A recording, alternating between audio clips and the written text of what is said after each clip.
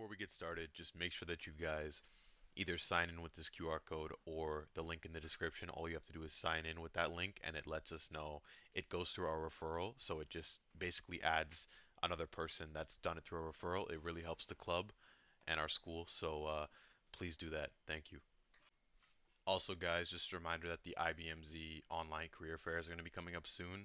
We have the dates on screen, and if you're a Western student, it's going to be April 12th. And just know that you need to get your Xplore badge, just the concepts. So, keep doing that, and we hope to see you there.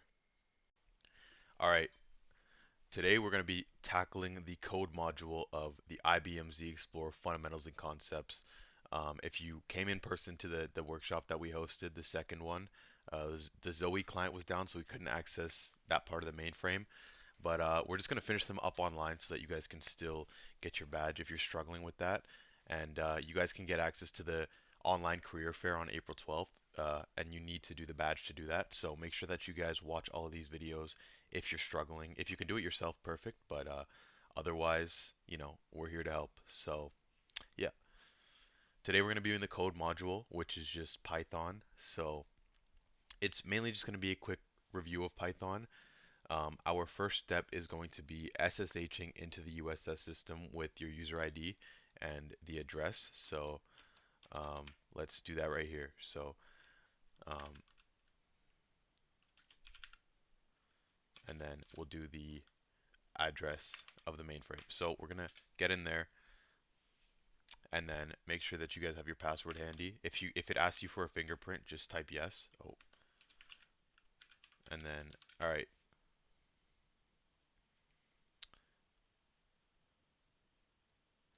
All right, so now that we're in, we can see we can ls and we have all of our files here.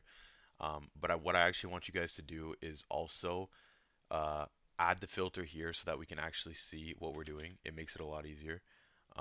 So 43147, and then add that filter. And now you can see we have the File Explorer open on the side. It's a lot easier to just click through everything. So yeah, now we can get into the actual programming. So we're going to check what type of files we have. We have a Python 3 file called code1.python, and I just want to execute that program. So if you guys see here, I have code1.python, and I'm going to execute the program with the command python followed by the file name, so code1.python, and we can see what it's doing. So welcome to the code challenge, and it prints out the current time 5 times. Um, yeah, so pretty cool. Let's check that script out quickly, just go over what it's doing. So the imports up here is importing date time and get pass. So what date time is pretty self-explanatory, it's just the time, and get pass is like the credentials that you're logged into the server with. You can get it. So number is 5, and the while loop goes 5 times every time, decrementing the number, and it prints out the current time. So basically every second, because it's time sleep for 1 second. So 5 seconds of the time, and then it gets your user ID, prints it out using the get pass import, and then each character in your user ID, it adds it all up, and then it prints out what it adds to. So that's how code 1 goes. This is mainly just going to be a review of the Python concepts, not so much how you can interact with it on the mainframe, but it's still very essential. So uh, next we're going to go to code2.python, and we're going to execute that one. And we're also going to have to look at how it works and do some of our own modifications. So you can see we have code2.python here. Um, let's run it quickly, and we'll take a look at it while it's going. Oh, okay, so we can see here we have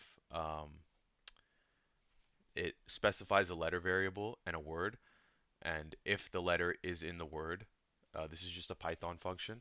It checks if something is in something else. Then it will print out yes. As you can see, there's an else block here that's commented out. So I just want to uncomment it and show you guys what happens now. Because if we run it with Pumpkin, which does not have Z, you can see it now says, nope, it is not in it. All right, so make sure you guys get that block uncommented. All right, so let's change the word actually. Let's check if we do pizza. Boom, there we go. Yes, the letter Z is in the word pizza, twice actually. If you guys want to go implement that, it checks how many times. Feel free to do so, and send me a message. I'll give you a virtual pat on the back. But let's continue. All right, now this is the fun part. We have a file called marbles.python, right? So let's let's open it up here, marbles.python, and let's run it. Marbles.python. All right. So it may just look like it's printing out 10 things. It is, but not. It is not that simple, right? There is some method to it. So we have 10 marbles, and we have a while loop. All right. So it prints the amount of marbles. So it's not just printing it out statically. It's dynamically using the variable, which is decremented at the end of every while loop, and then a new line is printed to add this space right here, which is good. So yeah, I mean that's how it works. It goes 10 times or however many marbles you give it, but we're gonna make it a little cooler. So let's make the code alert us when there are 3 or less marbles left. All right, so um, you can see they already did it for us. They gave us the block here. So let's run it here, and we'll see. Okay, so what this code is supposed to do is tell us when we have 3 marbles left. Well, that's not what it's doing. It actually tells us that we are running low on marbles, except for when we're running low on marbles, which is very impractical. So what we want to do is swap this operator, right? So in Python, you can actually chain uh, greater than operators with equal, and it's greater than or less than equal. Um, and then now you can see it works. We have 3 marbles left. Okay, now let's use the marbles representation to show us how many marbles are left. So, and we want to show them the user when they are all out of marbles, step 3 and 4. All right, so let's if we print out just the marble dots right now, all that's going to happen is we're going to get 10 every time, right? Because it's the original string. So we can take a substring of it. Whatever number we put here is the amount of characters we're going to take from the string. So starting from the first one, and it'll go up to 5 in this case, right? So we have 5, and then let's do marbles, because marbles gets updated every time, right? We're using it to print out how many marbles we have. We're checking it here, and this is where it gets subtracted. So you can see it goes from 10 to 1, perfectly how we wanted it. And now we just have to let them know when their marbles are empty. So well, what condition would they be out of marbles at if marbles is equal to 0? So we can just let them know, print you are all out of, and actually we're going to add a new line at the beginning just so it's not so cramped at the bottom. And because I believe that when you submit the check JCL, it actually checks the output of this program. So if it doesn't look like this, make sure that you have the right code, or else it probably won't work when you submit it. So try not to add anything else in here. So now we can just submit our check code. So we'll submit that job, and we can wait for it to go. All right, so over here you guys will see you can click here and go to take me to the PDF challenge, and then it will allow you to submit your JCL, and you'll get those things that were just up on the screen. But I also want to let you guys know that if you want to come and learn more about Python on Xplore, you can actually check these slides in the description, and they have, as you can see at the top, it shows you what steps each slide goes through. So if you want to do both at the same time, you can go 1 to 7.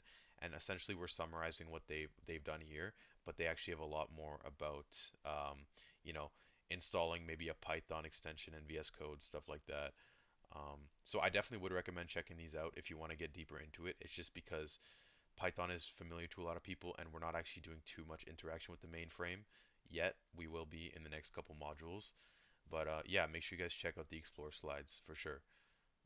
Thank you guys, and please join us for our Rex video, which is going to be the next video posted. I hope you guys enjoyed. If you have any questions, check my contact info in the description, and I'll definitely help you guys as soon as I can. So thanks for watching, and WCS rules.